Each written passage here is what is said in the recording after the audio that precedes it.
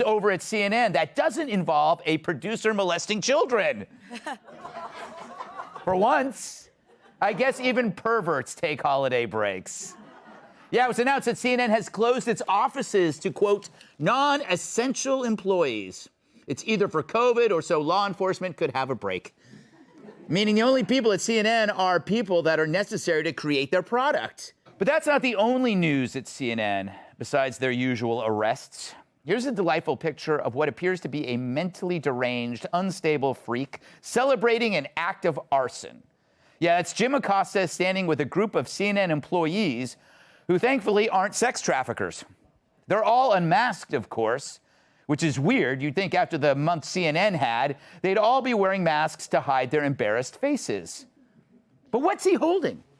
Yes, a picture of the Fox Christmas tree, surrounded by faces of Fox TV personalities. That's kind of creepy, no? I mean, even for Acosta, that guy makes Dracula seem less dead inside. Let's take a closer look at it, shall we? Now, obviously, it's hard to parse what a nutcase does, but what could it mean? Anything. He could be mocking the fact that the Fox tree was torched in a disgusting act of arson. That would make the most sense, given that CNN has a penchant for not only making light of crime, but making crime itself. Crime is rising as they defund police. Oh my gosh, it's so bad. And they're defunding police. It's like, if you watch a certain state TV and you listen to conservative media, you would think that, you know, entire cities are just, you know, embroiled in fights and fires and whatever. We went out and had a great dinner in New York City tonight. People actually walked up to us and said, thank you for, I watch you every night. Gets me every time. It's a classic reminder of how wrong these chuckle bucket bozos are on everything that matters. And even the remaining anchors still have whiplash from looking the other way from people's misery. It's a pattern. What doesn't harm them but harms you, they laugh at, because laughing at horrible realities is a way of coping. For CNN and Kamala Harris, it's their version of a smoke bomb.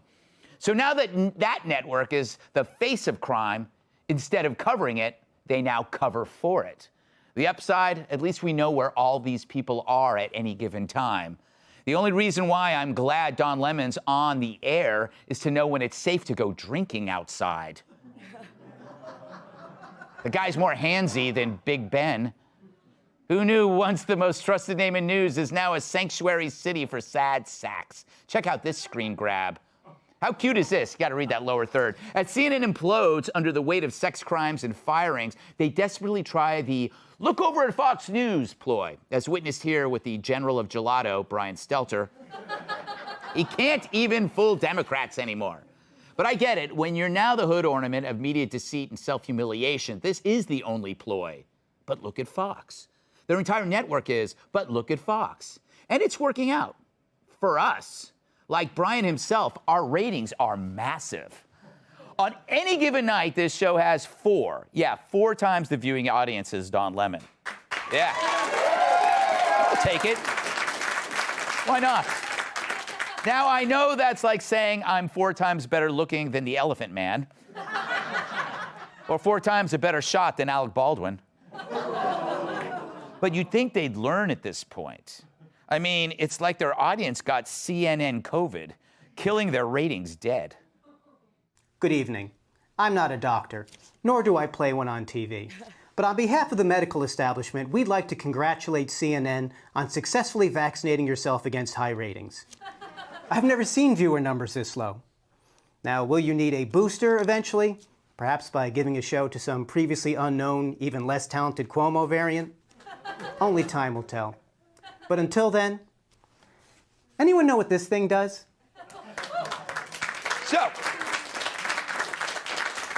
as they become the spokes network for mayhem, they send the remaining sensible viewers to us.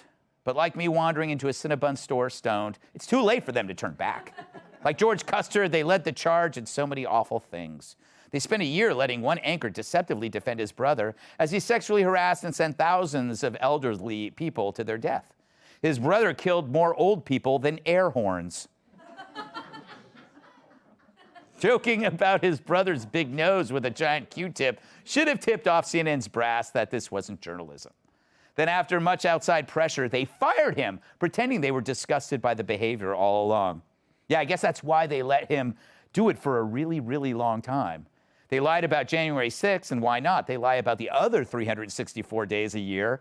They lied about border agents whipping Haitians. They lied about so many things they claimed was worse than Watergate and worse than the Civil War. Yeah, worse than the Civil War, which ended slavery. Yet CNN thought it was bad. Go figure. They must have hated how World War II ended, too. They claimed defunding the cops didn't exist when it did. They claimed no one could prove critical race theory existed. And when people easily proved it did, they called you racist. They called you a terrorist, but they already used that for January 6th.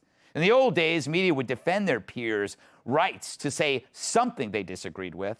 But now CNN claims that freedom of the press no longer applies to anyone outside their building. They also felt the desire to punish anyone tangentially related to their perceived enemies or critics, because they're for ideological separatism, punishment included. And that allows them to be blind to how outlandish, stupid, and biased their content is. Yet it wasn't enough to target Fox News. You got to go after Trump voters, parents, the police, anyone who dare question mask mandates. They became the mouthpiece for enforced conformity. As they mocked real crime, they happily tried to cancel you for a meme. They ignored mobs destroying cities while trumpeting phony hate crimes. They'd be happy if we were all on terror watch lists. But there is a bright side. If CNN is too busy focusing all their energies on Fox, at least maybe the kids are safe. Frankly, I'd rather have their hands on a picture of a tree than instead of hiding in one with a pair of binoculars next to a middle school. So that's the silver lining to CNN's really year. Just don't stand next to their anchors on New Year's Eve when they start looking for someone to kiss.